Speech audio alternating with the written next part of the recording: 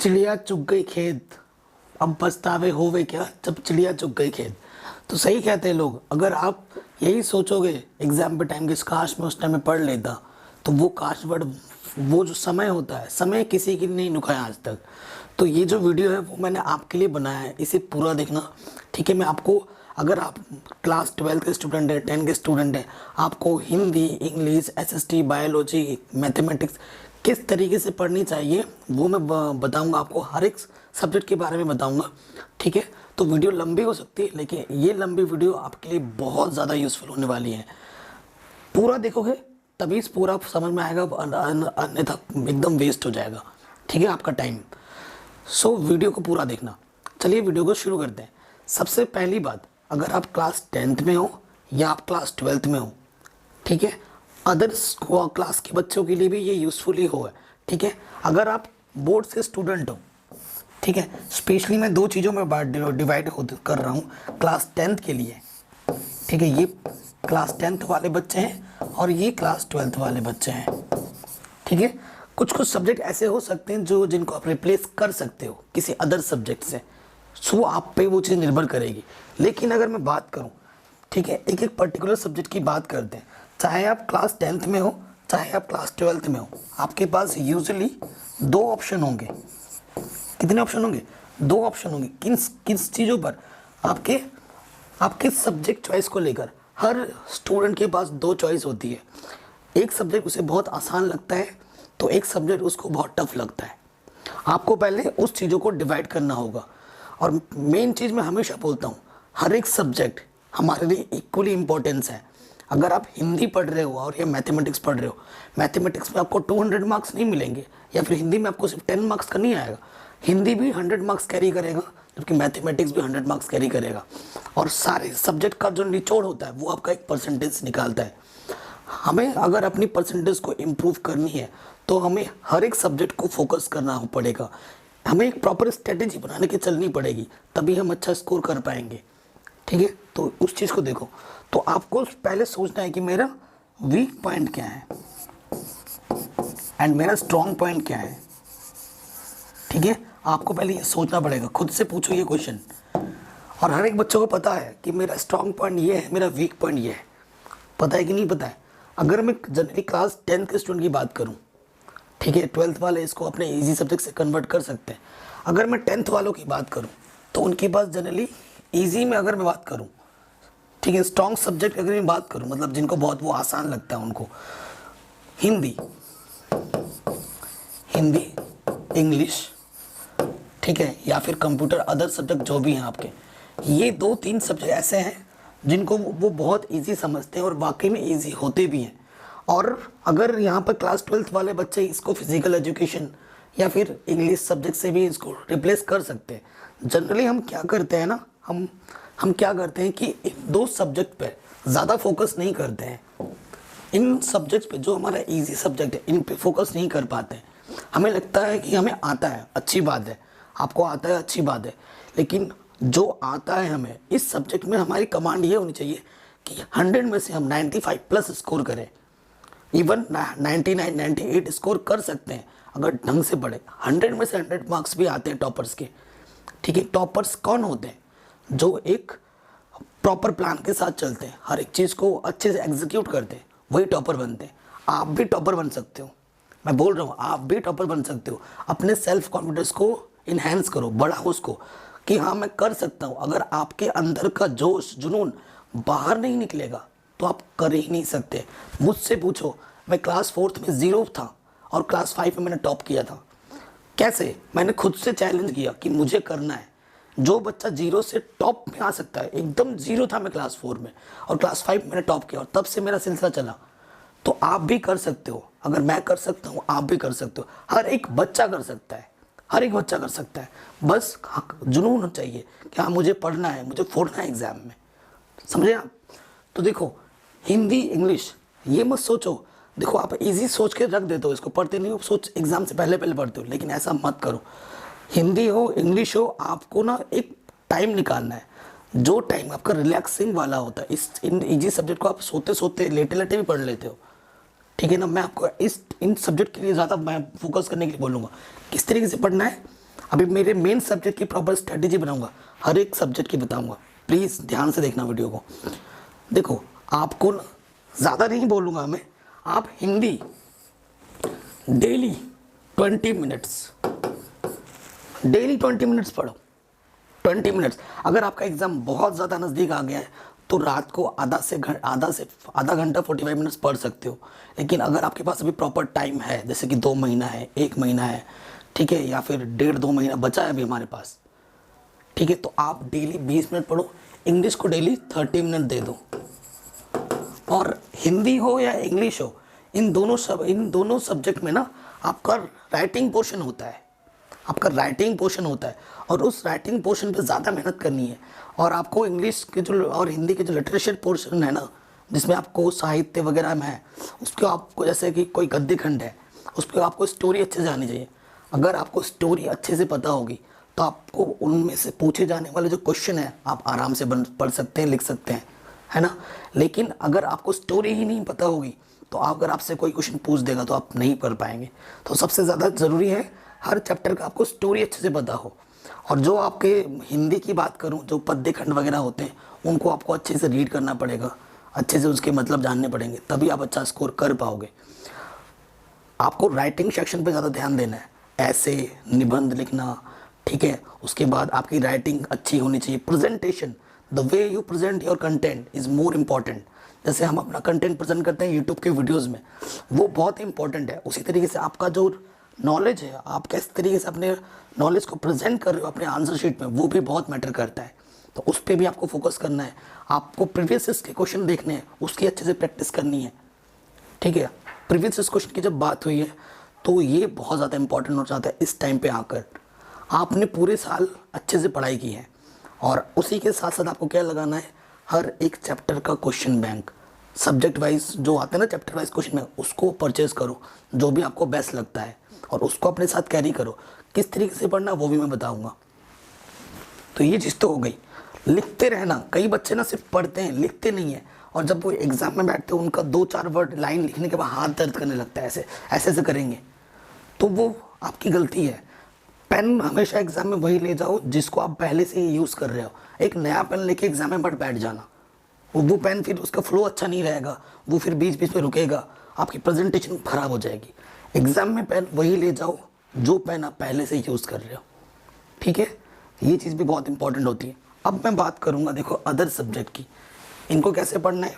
चलिए आगे बात करते हैं अदर सब्जेक्ट की।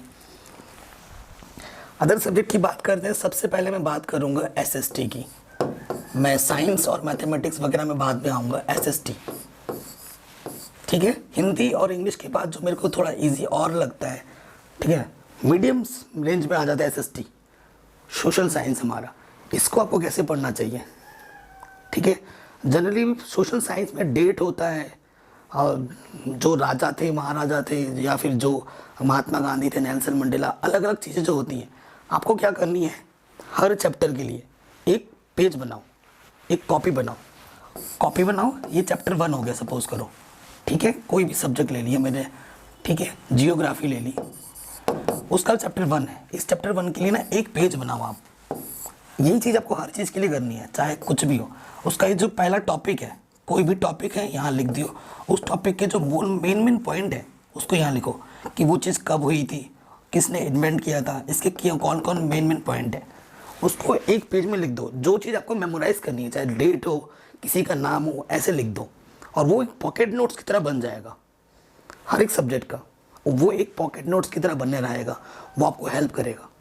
हर सब्जेक्ट के लिए बनाओ, मतलब हर सब्जेक्ट, सोशल साइंस में 5 सब्जेक्ट है ना आपके, 5 बुक है, तो उसके लिए मैं बोल रहा हूँ, वो आपको हेल्प करेगा। फिर बात करते हैं क्वेश्चन आंसर। सोशल साइंस में बच्चे क्वेश्चन आंसर को रटने लग जाते हैं। भाई रट्टा कितना मारोगे, इतना बड़े बड़े आंसर्स होते हैं, कितना रट्टा मारोगे, रट्टा नहीं मार सकते आप सोशल साइंस को। सोशल साइंस एक बहुत ही इंटरेस्टिंग सब्जेक्ट है। हर एक सब्जेक्ट अपने में इम्पोर्टेंस होता है, एक खास अहमियत रखता है, बस उसको पढ़ने का नज़रिया होना चाहिए, सीखने का नज़रिया होना चाहिए। अगर आप खुद से ही उस चीज़ को टफ मान के बैठे रहोगे तो वाकई में वो टफ हो जाएगा। बोलते हैं ना, मन के मारे जीत है, मन के मारे हार। सो ये सारा खेल आपके दिमाग का होता है। आपको खुद से सोचना है कि मुझे ये आएगा, मैं ज़रूर इसमें अच्छा करूँगा, तो वाकई आप उसमें अच्छा करोगे। अगर आपके 4 दोस्त बोलेंगे भाई ये बहुत टफ है, ये बहुत टफ है, तो वो आपको वाकई में टफ लगेगा। अपनी संगति को भी सुधारो और जितने भी डिस्ट्रैक्शन है उससे दूर रहो, ठीक है, ये बहुत ज़्यादा ज़रूरी है। सो देखो ये चीज़ तो आपको करनी है। डेट्स कौन के कब इन्वेंट हुआ, क्या मेन पॉइंट थे, ये लिखो, ठीक है, 1 से 1.5 पेज हर चैप्टर के लिए। और अगर मेन क्वेश्चन आंसर की मैं बात करूं, जैसे ये क्वेश्चन है समथिंग और यहाँ पर आपको उसका आंसर लिखना है, तो इस क्वेश्चन को आंसर्स को पूरा रटना नहीं है, पूरा रटना नहीं है। इस क्वेश्चन के जो की पॉइंट हो गए, जैसे इस आंसर का पहला पॉइंट, दूसरा पॉइंट, तीसरा पॉइंट, आपको लिख लिख के प्रैक्टिस करनी है, याद रहेगा। जितना लिखोगे ना आपका माइंड उतना शार्प होगा, उस चीज़ को उतना जल्दी आप देर तक याद रख पाओगे। सिर्फ ऐसे पढ़ोगे काम नहीं चलेगा, अभी पढ़ोगे बाद में भूल जाओगे। हमेशा लिख लिख के याद करो, लिख लिख के याद करो। जो आपका पढ़ने का पोस्चर होता है वो भी बहुत ज़रूरी है। टेबल कुर्सी पे बैठ के पढ़ो, यही नहीं कि इस ठंड का मौसम है रज़ाई में लेटे लेटे ऐसे ऐसे ऐसे पढ़ रहे हो, ऐसे कुछ नहीं होगा, समझ रहे हो। इस तरीके से पढ़ो। आपको क्वेश्चन में कीवर्ड्स ढूंढने हैं। सपोज करो कोई क्वेश्चन आपको एग्जाम में नहीं आ रहा है, यहाँ पे लिखा हुआ है महात्मा गांधी जी कब पैदा हुए, उन्होंने क्या योगदान दिया, ठीक है, वो तो बात की बात है। कोई क्वेश्चन नहीं आता तो वो उसको कैसे प्रेजेंट करना वो अलग बात है, लेकिन यहाँ बात हो रही किस तरीके से पढ़ना है। तो जो भी क्वेश्चन होगा उसके आंसर्स होंगे ना, आप फिलहाल तो अभी क्वेश्चन बैंक से या फिर गाइड से किसी चीज़ से आप लर्न कर रहोगे अपने नोटबुक से, तो जो भी आंसर यहाँ लिखा हुआ है उस आंसर के आपको तो पहले पॉइंट बनाने हैं, 3-4 पॉइंट को याद रखना है। हमेशा पॉइंट्स को ज़्यादा पढ़ना है। पॉइंट्स बना बना के आंसर्स को लिखोगे तो आपको अच्छे नंबर मिलेंगे, पूरे पूरे नंबर मिलेंगे। और उस आंसर में जो कीवर्ड्स हैं, कीवर्ड्स उनको मार्क करो, उन कीवर्ड्स को लिखो, उन कीवर्ड्स को लिखो। अगर आपको कीवर्ड्स याद रहेंगे तो उन कीवर्ड्स पे आप अपना आंसर्स को प्रेजेंट कर सकते हो, ठीक है। उसके आसपास का आप थोड़ा अपने तरीके से अपने शब्दों में लिख सकते हो, तो ये बहुत ज़्यादा मैटर करता है एसएसटी में। इस तरीके से मैं पढ़ता था अपने टाइम पे और मेरे बहुत अच्छे मार्क्स आए थे। हालांकि मैं साइंस का स्टूडेंट हुआ, लेकिन जब तक मैंने एसएसटी पढ़ी तब तक मेरे बहुत अच्छे मार्क्स आए एसएसटी में। तो इस तरीके से पढ़ो, आपको ज़रूर फ़ायदा मिलेगा। और हाँ, इस टाइम पे आके जो पढ़ने का पैटर्न होना चाहिए वो किस तरीके से होना चाहिए। आपने एनसीईआरटी को ली, एक बार एनसीईआरटी को अच्छे से शांत दिमाग से पढ़ना, शांत दिमाग। ये नहीं एसएसटी पढ़ रहे हो आपके मन में मैथ चल रहा है, साइंस चल रहा है, ऐसे नहीं। देखो पढ़ने का सबसे जो अच्छा तरीका है वो है एक अच्छा विद्यार्थी अच्छा नॉलेज गेन कर पा रहा है। देखो एक कक्षा में बहुत 50 स्टूडेंट होते हैं, जिनमें से 2-4 बच्चों को पूरा पूरा आता है, बाकी बच्चे कुछ कुछ समझ पाते हैं और कुछ बच्चे होते बिल्कुल समझ नहीं पाते। ये सारा खेल हमारे मन का होता है, हमारे कंसंट्रेशन लेवल का होता है। जो सर हमें बता रहे हैं उसको हम कितना अच्छे से सुन रहे हैं, हमारा दिमाग कितना शांत है, हमारा एटमॉस्फेयर कैसा है, वो सब चीज़ डिपेंड करती है। तो जब आप पढ़ने बैठो आपका मन एकदम शांत होना चाहिए, आपके एटमॉस्फेयर अच्छा एकदम शांत होना चाहिए, आपका एक्चुअल में मन हो। अब ये मत कहना सर मेरा मन नहीं, मैं तो पढ़ूंगा ही नहीं। नहीं, पढ़ना है, मन को बनाओ, पढ़ो उस चीज़ को और आप अच्छा ज़रूर करोगे, ठीक है। तो ये चीज़ फॉलो करो, एनसीईआरटी पढ़ो, आपके जो भी नोट्स है उसको कैरी करो।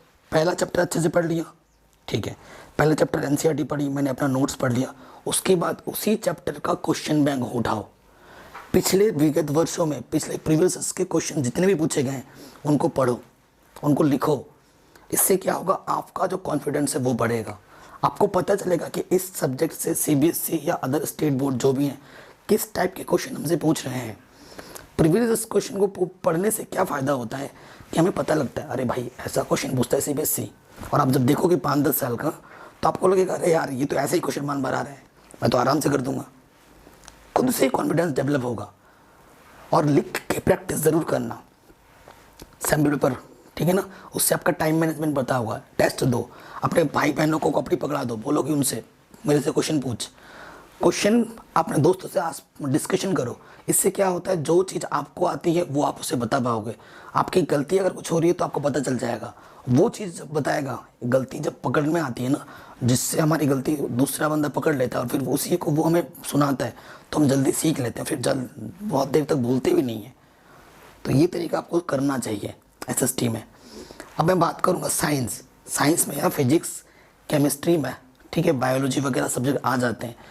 ठीक है। ये साइंस की बात क्लास 12th वाले भी देख सकते हैं, बाकी लोग भी देख सकते हैं। एंड में मैथ की बात करूँगा कि मैथ्स में कैसा अप्रोच रखना चाहिए।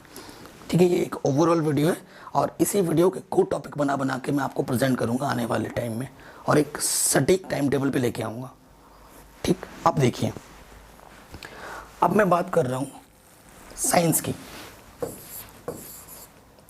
ठीक है, साइंस के 3 पार्ट हैं। नंबर 1 केमिस्ट्री, सेकंड आपका आ जाता है फिजिक्स, एंड नंबर 3 पे आपका आ जाता है बायोलॉजी। ठीक है, 3 पार्ट्स हैं। 3 मेरे को जो अच्छा नॉलेज है केमिस्ट्री और फिजिक्स का है, मेरे को उतना ज़्यादा बायोलॉजी का नॉलेज नहीं है कि किस तरीके से पढ़ना चाहिए, लेकिन क्लास 10 के हिसाब से मैं बता सकता हूँ, क्योंकि मैं बायोलॉजी का स्टूडेंट नहीं रहा हूँ, मैं मैथमेटिक्स का स्टूडेंट हूँ। क्लियर। केमिस्ट्री आपको कैसे पढ़नी चाहिए, देखिए केमिस्ट्री पढ़ने के जो रूल है, केमिस्ट्री पढ़ने का जो सबसे बेसिक रूल है, आपको रिएक्शन वाले पोर्शन मिलेंगे। ठीक है, रिएक्शन, नेमिंग वर्ड्स जो हैं, जैसे कि अगर क्लास 10 की बात करूं तो सब्स्टिट्यूशन रिएक्शन क्या है वगैरह, है ना। फिर क्लास 12th में आपका कोलबर्ग रिएक्शन, इस टाइप की रिएक्शन होते हैं। तो उस रिएक्शन की डेफिनेशन अच्छे से आनी चाहिए, और उसका मैकेनिज्म अच्छे से आना चाहिए, और उसका जो इक्वेशन है, जैसे Na+Cl, 3 कंडीशन NaCl, आपको इस टाइप पे ज़्यादा फोकस करना चाहिए। और लिख के रिएक्शन लिखो। कोई भी मैकेनिज्म होगी ना, मैकेनिज्म के जो स्टेप्स होते हैं उनको याद मत करो, इसको लिख के याद करो। इससे आपका थ्योरी भी बन जाता है कि सोडियम ने क्लोरीन के साथ रिएक्ट की तो NaCl बना, है ना। तो आपको ज़्यादा फोकस इस पे करना है, ये रिएक्शन पे फोकस करना है। रिएक्शन लिख के याद करो। रिएक्शन पे जितना फोकस करोगे आप, जितना अच्छे से लिखोगे, आपकी थ्योरी ऑटोमेटिकली बन जाती है, आपका मैकेनिज्म अच्छे से तैयार हो जाएगा। ठीक है, तो इस पे अच्छे से वर्क करना है, लिख के याद करना है। जितने भी नेमिंग रिएक्शन है उसको पढ़ो, और इसके लिए भी प्रीवियस के क्वेश्चन के एक्सरसाइज को, प्रीवियस की बुक्स को पढ़ो। और जो तरीका मैंने बाकी सब्जेक्ट के लिए बोला, इसमें भी आपको वही चीज़ फॉलो करनी है। नेमिंग वर्ड्स जितने भी रिएक्शन है उनको करो, प्रीवियस क्वेश्चंस करो, सैम्पल पेपर करो, तो ये आपको फ़ायदा देगा। ठीक है, केमिस्ट्री की बात होगी। फिजिक्स में आ जाते हैं, मैं ज़्यादा डीप में नहीं जा रहा हूँ, बेसिक चीज़ें बता रहा हूँ, इसी से आपको आइडिया लग जाएगा। फिजिक्स में क्या है, फिजिक्स में आपको डेरिवेशन आते हैं, है ना। डेरिवेशन आपको डेली इस टाइम पे आके 2 डेरिवेशन लगाने हैं, एक सुबह लगाओ, एक शाम को लगाओ। नहीं आते तो उनको रटो, रटना ही पड़ेगा। अगर नहीं आता है तो आपको रटना ही पड़ेगा। और डेरिवेशन लगाने का जो प्रोसीजर है ना, मैथमेटिकल पोर्शन याद रखो कि इसके बाद ये आएगा, उसके बाद ये आएगा, इसके बाद ये आएगा, इसके बाद, इस तरीके से चलो और उन सब स्टेप्स को जोड़ दो। कोई लंबा चौड़ा का डेरिवेशन है ना, उसको स्टेप्स में डिवाइड कर दो, और उस डेरिवेशन में ना कौन सी चीज़ क्या हो रहा है वो भी लिखना है। और कई बच्चे होते हैं सिर्फ मैथमेटिकल पोर्शन ही याद करते हैं कि इसमें U क्या है, V क्या है, कहाँ से क्या आया, वो सब नहीं लिखते। वो बहुत ज़रूरी है, वो नहीं लिखोगे तो नंबर मिलेंगे ही नहीं।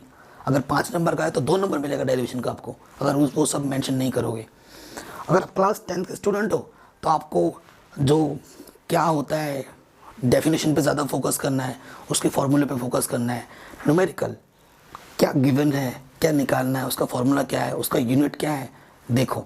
और इसमें भी वही रूल है, प्रीवियस के क्वेश्चंस करना बहुत ज़रूरी है फिजिक्स केमिस्ट्री में। और ज़्यादातर क्वेश्चन फिजिक्स केमिस्ट्री में रिपीट होते हैं, पिछले साल के बार बार पूछे जाते हैं। वही क्वेश्चन आप देखो कि बार बार आ रहा है। तो अगर फिजिक्स केमिस्ट्री में, साइंस में अगर आपको अच्छा स्कोर करना है तो आप प्रीवियस के क्वेश्चन को ज़्यादा से ज़्यादा लगाओ, क्योंकि साइंस में क्या होता है ना, प्रीवियस के क्वेश्चन ही ज़्यादा बनते हैं। इसमें नए क्वेश्चन बनने की गुंजाइश बहुत कम होती है। क्या न्यूटन का जो 3 लॉ है, चौथा लॉ तो नहीं पूछेगा ना आपसे, 3 लॉ जो बने वही पूछेगा, उसी से क्वेश्चन पूछेगा। तो नए क्वेश्चन कहाँ से बनेंगे, जो कॉन्सेप्ट है उसी से ही क्वेश्चन बनेगा, बाहर से तो नहीं आएगा ना, या कुछ अपने से अपना नियम बना के देंगे, ऐसा तो नहीं होगा। तो जो चीज़ पूछ रखा है 5-10 सालों में, उसी को बार बार इधर से उधर पूछता रहता है। तो साइंस में अच्छा स्कोर करने का सबसे बेस्ट वे है, आप अपने नोट्स तो पढ़ ही रहे हो, उसके साथ साथ प्रीवियस के क्वेश्चन को करो। आप खुद में देखोगे, खुद से ही आपको पता चल जाएगा कि बार बार एक ही टाइप के क्वेश्चन यहाँ से वहाँ से घुमा के दिया जा रहा है, बार क्वेश्चन रिपीट हो रहे हैं। ठीक है, बायोलॉजी में भी वही प्रोसेस है, आपको चीज़ें मेमोराइज़ करनी पड़ती हैं। फिगर पे अच्छा सा ध्यान देना पड़ता है, ठीक है, जो प्रोसीजर है उसको अच्छे से समझना पड़ता है, ठीक। ये बात होगी। अब मैं बात करूँगा मैथमेटिक्स की।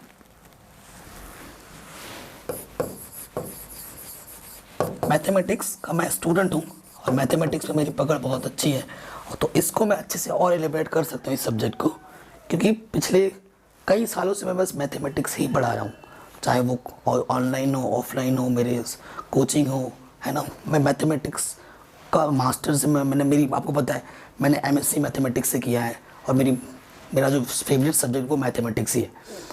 तो इसको पढ़ने का जो टेक्निक है वो मैं आपको बताता हूँ, मैं कैसे पढ़ता था, आपको इस टाइम पे कैसे पढ़ना चाहिए।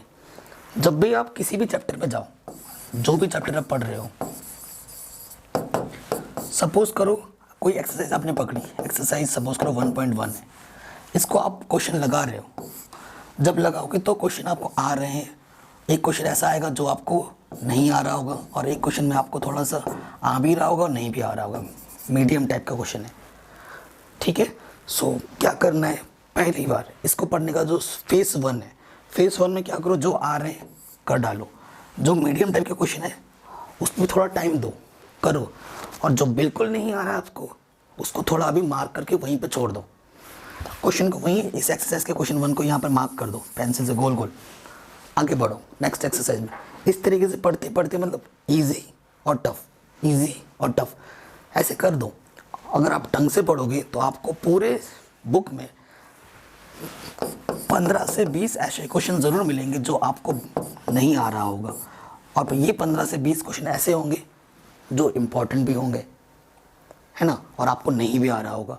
सो एक वीडियो मैंने एक स्पेशली बनाई थी मैथमेटिक्स के ऊपर कि आपको किस तरीके से पढ़ना चाहिए, वहाँ पे मैंने चीज़ों को डिस्कस किया था, उसकी भी लिंक्स डालूंगा। वो आधे घंटे की एक वीडियो थी, चैप्टर वाइज मैंने सब चीज़ों को डिस्कस किया था क्लास 10th के ऊपर, ठीक है। अभी क्लास 12th की भी आने वाली है। तो इन 15-20 क्वेश्चनों पे आपको ना आगे चलकर 5 दिन देना है, 5 डेज, और इन्हीं 15-20 क्वेश्चनों पे ज़्यादा से ज़्यादा मेहनत करनी है कि भाई कैसे होगा, ठीक है।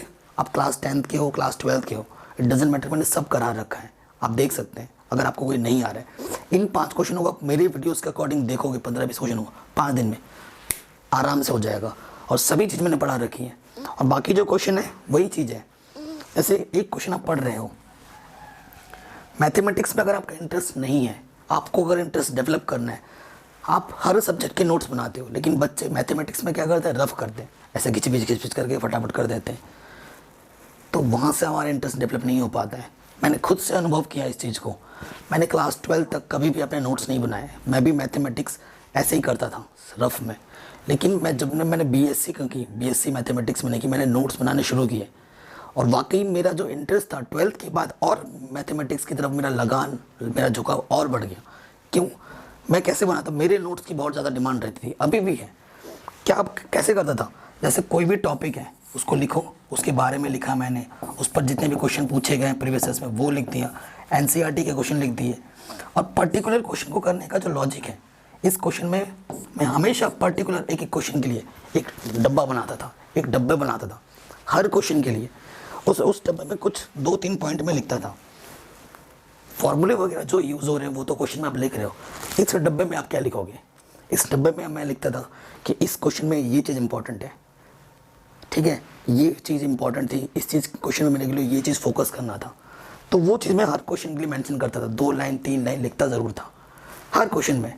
और इससे क्या होता था ना, जब मैं चीज़ों को रिवाइज करता था तो मेरे पन्ना पलटते ही मेरे सामने वो आ जाता था, अरे भाई हाँ ये क्वेश्चन है, इस टाइप क्वेश्चन में मेरे को ये चीज़ ध्यान देनी है, इस चीज़ को मेरे को रखना है, तो वो चीज़ आपके बैक माइंड में भी चलता रहता है। तो वो मेरे को बहुत हेल्प करता था। आपको खुद के नोट्स भी बनाने चाहिए मैथमेटिक्स में भी, और जैसे जैसे आप जितना नोट्स बनाओगे ना मैथमेटिक्स में, आपका इंटरेस्ट बढ़ता है क्वेश्चन को करने का, क्वेश्चन को सीखने का और समझने का, आपका देखना ज़रूर बनता है, आपका इंटरेस्ट ज़रूर बनता है। ये चीज़ ट्राई करके देखना आप, अगर आपको बिलीव ना हो ट्राई करो, तभी आपको बिलीव होगा, तो ये चीज़ हेल्प करेगी। और इसी में भी वही चीज़ है, क्योंकि 2021 में ये वीडियो देख रहे हो तो आपको पता है पैटर्न चेंज हुआ है, मैथमेटिक्स में केस स्टडी प्रॉब्लम इंक्लूड किए गए हैं, उस चीज़ को लेके डरना नहीं है। जो चैप्टर है वो पता है आपको किस चैप्टर से केस स्टडी आएंगे, बेसिक चीज़ें ही पूछे जाएंगी, टेंशन मत लो, अगर आपका बेसिक स्ट्रांग है आप बिना किताब कोई एक्स्ट्रा खरीदे भी आप इसमें अच्छा स्कोर कर लोगे, यकीन मानो, एकदम इजी क्वेश्चन आता है। और आपको इसमें देखो, अगर आपके पास मैथमेटिक्स है, क्लास 10 के बच्चे हो, स्टैंडर्ड है, तो आपको एनसीईआरटी के साथ साथ एनसीईआरटी एग्जाम्पलर करना है। एग्जाम्पलर आपके लिए बहुत ज़्यादा ज़रूरी है, बहुत ज़्यादा क्वेश्चन पूछे जाएंगे उससे, ठीक है। अगर आप बेसिक है आपके पास, तो बेसिक में आपके जो क्वेश्चन आएंगे वो आपको मिलेंगे क्वेश्चन एनसीईआरटी के ज़्यादा, और प्रीवियस इसके क्वेश्चन आपको करने ही करने हैं, ठीक है। अगर आप क्लास 12 के स्टूडेंट हो तो आपको एनसीईआरटी पे ज़्यादा फोकस करना है। एनसीईआरटी के एग्जाम्पल्स बच्चे छोड़ देते हैं, एग्जाम्पल ज़रूर करना, बहुत कुछ क्वेश्चन पूछे जाते हैं। एनसीईआरटी के एग्जाम्पल, एनसीईआरटी एक्सरसाइज बहुत ज़्यादा इंपॉर्टेंट है, हर कॉन्सेप्ट आपको आना चाहिए, और साथ ही साथ प्रीवियस के क्वेश्चन, बस। और कोई एक्स्ट्रा बुक पढ़ने की ज़रूरत नहीं है। आरडीआरएस हालांकि ये बहुत अच्छी बुक है, लेकिन मैं बात कर रहा हूँ बोर्ड एग्ज़ाम के लिए। इस तरीके से इन चीज़ों को पढ़ोगे तो आपको ज़रूर फ़ायदा मिलेगा, ठीक है। और जो चीज़ आप पढ़ रहे हो उसको रिवाइज ज़रूर करना। आज मैंने अगर एक चैप्टर पढ़ा है, दूसरे चैप्टर में जाने से पहले आपको पहले चैप्टर का क्या पढ़ा था मैंने उसको एक बार ज़रूर देख लेना। रात को सोने से पहले अब आपके मन में ना ऐसा होना चाहिए, स्टडी का माहौल होना चाहिए, जितना ज़्यादा हो सके डिस्ट्रैक्शन से दूर रहो, चाहे बाबू शो ना हो, चाहे कुछ भी अलग अदर एक्टिविटीज़ हो, उन सब से दूर रहो, अपने पढ़ाई पे फोकस करो, ठीक है। आपका माहौल, आपका एटमॉस्फेयर सारा इसी टाइप का हो जाना चाहिए कि जब भी हम बात करें सिर्फ पढ़ाई की बात करें।